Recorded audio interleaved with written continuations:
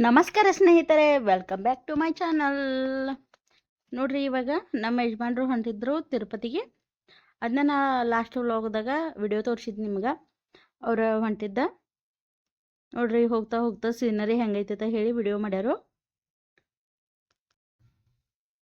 ಜೋರು ಮಳೆ ಬರಂಗ ಹೆಂಗೆ ಮೋಡಗಳೆಲ್ಲ ಹೆಂಗೆ ಕಾಣಾಕ್ತೇವೆ ನೋಡ್ರಿ.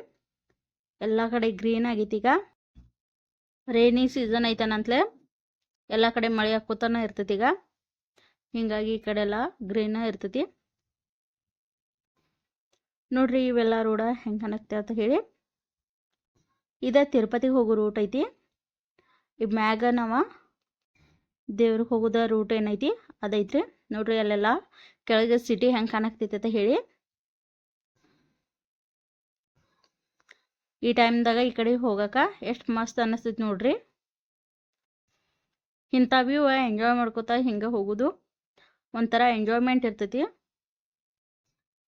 ಈ ಕಡೆ ಈಗ ಭಾಳ ಡೆವಲಪ್ ಆಗೈತಿ ನೋಡ್ರಿ. ಈಗ ಮ್ಯಾಗ ಹೋಗಕ್ಕೆ ಒಂದು ರೋಡ್ ಬ್ಯಾರೇನ ಐತಿ, ಕೆಳಗೆ ಇಳಿದು ಬರಕ ಒಂದು ರೂಟ್ ಬ್ಯಾರೇನ ಐತ್ರಿ. ಇದಕ್ಕೆ ತಿರುಪತಿಗೆ ಹೋಗೋ ರೂಟ್ ಒಂದ, ಬರೋ ರೂಟ್ ಒಂದ, ಬೇರೆ ಬೇರೆನ ಅದಾವು. ರೋಡು ಅಷ್ಟ ಪೂರ್ಣ ಡೆವಲಪ್ ಆಗ್ಯಾವ ಈಗೆಲ್ಲ. ಈ ತಿರುಪತಿ ತಿಮ್ಮಪ್ಪಗ ಇಲ್ಲಂದ್ರು ದಿನಕ್ಕೆ 50ರಿಂದ 60 ಸಾವಿರ ಹಿಂದೂ ಭಕ್ತರು ಬರ್ತಾರೋ. ದೂರ ದೂರದಿಂದ ಎಲ್ಲ ಭಕ್ತರು ಬರ್ತಾರೆ ಇಲ್ಲಿ. ಇದ ಗಿನ್ನಿಸ್ ರೆಕಾರ್ಡು ಆಗೈತಿ.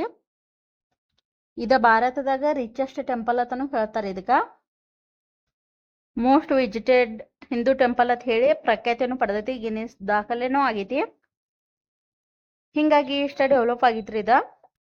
ಇಲ್ಲಿ ಒಳಗೂ ಕೂಡ ಹಂಗೈತಿ. ಟೆಂಪಲ್ದಾಗೂ ಒಳಗ ನಮ್ಗೆ ಒಂದೊಂದು ದಿನ ದರ್ಶನ ಆಗಂಗಿಲ್ಲ.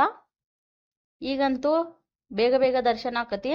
ಒಂದಿನದ ಒಳಗ ಆಗ್ತೈತಿ. ಫಸ್ಟ್ 2 ದಿನ 3 ದಿನ ಆದ್ಮ್ಯಾಗ ದರ್ಶನ ಆಗ್ತಿತ್ತು ನೋಡ್ರಿ. ಈಗ ಎಷ್ಟು ಸಮೀಪದಿಂದ ವಿಮಾನ ಕಾಣಕತ್ತೈತ ಹೇಳಿ. ಇಲ್ಲಿ ಹೋಗ್ಬೇಕಂದ್ರ ನೋಡ್ರಿ, ಏರೋಪ್ಲೇನ್ ಕಾಣಕ್ತಿತ್ತ ಹೇಳಿ ವಿಡಿಯೋ ಮಾಡ್ಕೋಗ್ತಿದ್ವು. ಎಷ್ಟು ಸಮೀಪದಿಂದ ಕಾಣಕ್ತೈತಿ.